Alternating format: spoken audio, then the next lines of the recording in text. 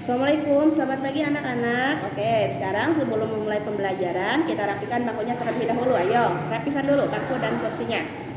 Oke, siap? Nah, untuk memulai pembelajaran hari ini, marilah kita bacakan basmalah secara bersama-sama. Bismillahirrohmanirrohim. Sekarang ibu mau bertanya, coba perhatikan.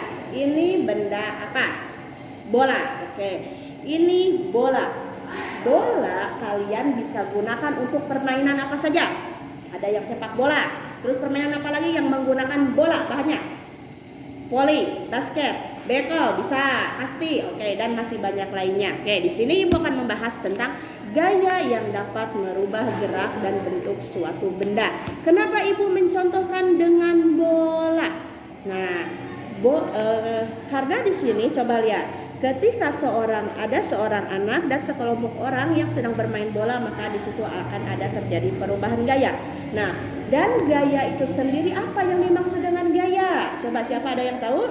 Oke. Gaya itu adalah tarikan atau dorongan pada suatu benda. Ketika ada tarikan atau dorongan pada suatu benda, maka itu disebut dengan gaya. Oke, misalkan tadi kata ibu, seorang anak yang sedang bermain bola atau yang sedang menangkap bola. Misalkan ibu tangkap ini bola. Posisi ibu yang awalnya tadi ke depan kemudian menjadi ke samping. Nah, di situ ada perubahan gaya, yaitu adalah gaya dapat merubah gerak suatu benda. Misalkan lagi kalian mendorong kursi yang awalnya di depan kemudian kalian dorong ke belakang. Nah, itu disebut juga gaya yang dapat merubah gerak suatu benda. Kemudian di sini ibu punya contoh adalah gaya yang dapat merubah bentuk suatu benda. Di sini ada segelas air. Ketika kalian lihat air ini, maka permukaannya adalah tenang. Kemudian ketika ibu aduk air ini, maka air tersebut akan berubah menjadi seolah-olah kayak pecah atau terbelah.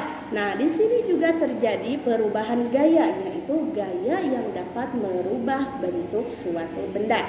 Kemudian contoh lainnya adalah kalian tahu tanah liat.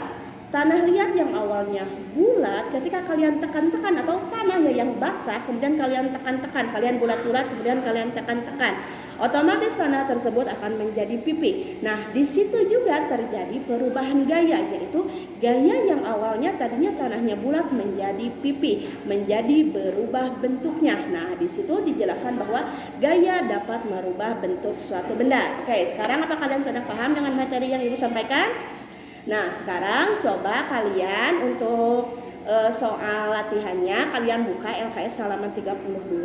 Di situ dijelaskan bahwa ada tuliskan gaya yang dapat merubah gerak dan bentuk suatu benda. Oke, mungkin pembelajaran dari ibu disampaikan sekian. Wassalamualaikum warahmatullahi wabarakatuh.